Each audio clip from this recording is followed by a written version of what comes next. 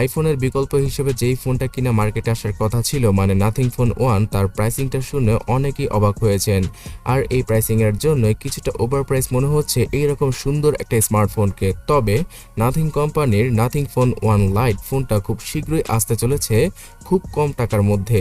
আর এই ফোনটা হয়তো সকলেই অ্যাফোর্ড করতে পারবেন। Oh my god! এবং মজার ব্যাপার হচ্ছে গিয়ে নাথিং ফোন 1-এ যেই সকল ফিচার ছিল অলমোস্ট সবগুলো ফিচারই পাওয়া যাবে এই নতুন বাজেট ক্যাটাগরির স্মার্টফোনে। So hey guys, Shanto here. Already nothing phone 1 স্মার্টফোনটা 33,000 রুপিতে পাওয়া যায়, তবে তার থেকেও অনেক চিপ রেটে আসবে নাথিং ফোন 1 লাইট।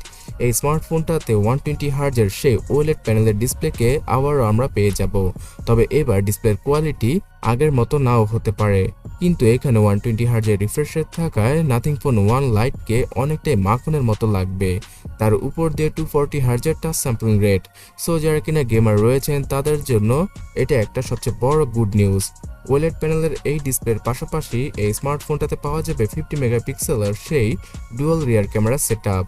এই স্মার্টফোনটাতে গ্লিফট ইন্টারফেসটা নাও থাকতে পারে, মানে নাথিং ফোন 1-এর যেই ইমপ্রেসিভ একটা ফিচার ছিল পেছনে এলইডি লাইটিং, এটাকে রিমুভ করতে পারে নাথিং কোম্পানি কস্ট কাটিং করার জন্য, যেহেতু লাইটার ভার্সনের স্মার্টফোনটি খুব চিপ প্রাইসে আসবে। 16 মেগাপিক্সেলের ফ্রন্ট ফেসিং সেলফির পাশাপাশি নাথিং ফোন 1 লাইট স্মার্টফোনটাতে এবার কিছুটা বড় ব্যাটারিকে ইউজ করবে নাথিং। এখানে 5000 mAh এর ব্যাটারির পাশাপাশি 33 ওয়াটের চার্জিং স্পিডকে ইউজ করবে তারা।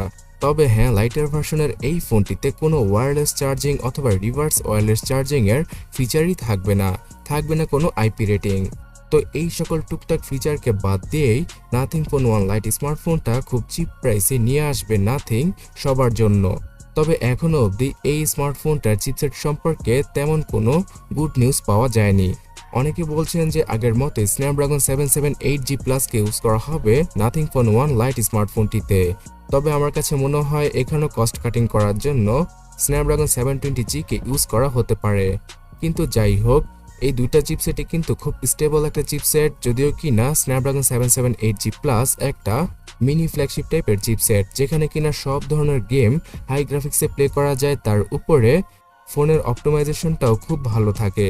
সর্বোচ্চ 8GB র্যামের সাথে আসবে নাথিং ফোন 1 লাইট স্মার্টফোনটি। তবে এখানে ভার্চুয়াল র্যামের সাপোর্টটা দিয়ে দিতে পারে নাথিং, যার মাধ্যমে কিনা 12GB পর্যন্ত র্যামকে এক্সটেন্ড করা যাবে ইন্টারনাল মেমোরিকে ইউজ করে। তার পাশাপাশি 128GB এবং 256GBর ইন্টারনাল মেমোরির সাথে আসবে নাথিং ফোন 1 লাইট স্মার্টফোনটি। এই স্মার্টফোনটাতে কোনো এসডি কার্ডের স্লট থাকবে না কোনো হেডফোন জ্যাক। লা হাওলা ওয়ালা কুওয়াতা ইল্লা বিল্লাহ। সো ভিউয়ার্স, ধারণা করা যাচ্ছে যে ইন্ডিয়ান মার্কেটে শুধুমাত্র 20 থেকে 25,000 রুপির মধ্যেই নাথিং ফোন লাইট 1 অথবা নাথিং ফোন 1 লাইটকে লঞ্চ করে দেবে নাথিং কোম্পানি।